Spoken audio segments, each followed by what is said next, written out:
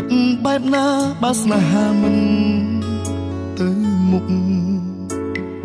នៅក្បែរគ្នាមិនដែលសុខគ្រប់ពេលជួបមុខមិនដែលជានេះបងមិនដឹងអូនមិនដឹងរឿងនឹងដូចជាកំពីហត់ណាស់ឈប់ឆ្លោះគ្នាទ្រាំលែងបានបែកគ្នាបណ្ដោយតាមវេលាទៅចោហត់នឹងសុំតោពេលខ្លួនមិនខុសក៏ត្រូវលួងលោមឲ្យគេបាត់ខឹងតាមត្រតាមយកចិត្តធ្ងន់ប្រលឹងបងឈឺអូនមិនដឹងប្រឹងប្រែងយ៉ាងនោះក៏គ្មានដំឡៃដូរដែរហត់នឹងលើពាក្យសម្ពោធដដែលកំហុសដដែលបងកែមិនបានមិនមែនខឹងអត់ហេតុទេក៏លៀនតែអ្វីដែលបងសាបងមិនដែលគិតថាកំហុសខ្លួនឯងឡើយជប់ទ្រាំបានហើយបើរស់រួមគ្នារស់គ្មានក្តីសុខសុខចិត្តចែកផ្លូវគ្នាត្រឹមនេះទៅចោលកុំស្រណោះអាដិតធ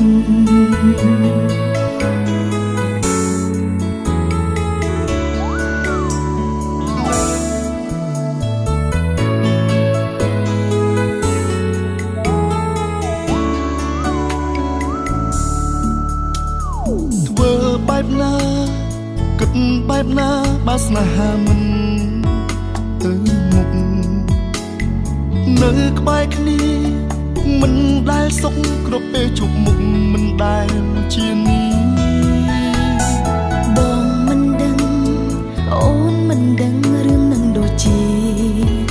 កំពីហត់ណាស់ឈប់ឆ្លោះគ្នាទ្រាំលែងបានបែកគ្នាបណ្ដោយតាមវេលាទៅចោហត់នឹងសុំតោពេលខ្លួនមិនខុសក៏ត្រូវលួងលោមឲ្យគេបាត់ខឹងតាមត្រតាមយកចិត្តធ្ងន់ប្រលឹងបងឈឺអូនមិនដឹងប្រឹងប្រែងយ៉ាងនោះក៏គ្មានដំឡៃដូរដែរហត់នឹងលើពាក្យសម្ពោធដដែលកំហុសដដែលបងកែមិនបានមិនមែនខឹងអត់ហេតុទេក៏លៀនតែអ្វីដែលបងសាបងមិនដែលគិតថាកំហុសខ្លួនឯងឡើយជប់ទ្រាំបានហើយបើរស់រួមគ្នារស់គ្មានក្តីសុខសុខចិត្តចែកផ្លូវគ្នាត្រឹមនេះទៅចោលកុំស្រណោះអាដិតធ្វើបែបណាគិតបែបណាបើស្នេហាមិនទៅមុខក្បែរគ្នាមិនដែលសុខពេលជួបមុខមិនដែលជា